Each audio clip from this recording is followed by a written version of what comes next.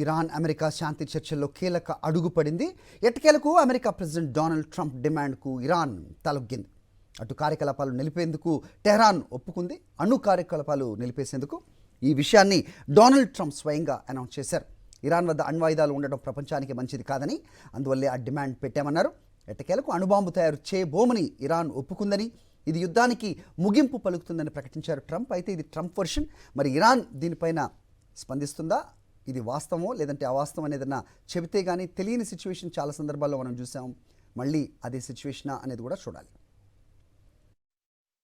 An excursion down to Iran because we can't let them have a nuclear weapon. Look, and this is very simple.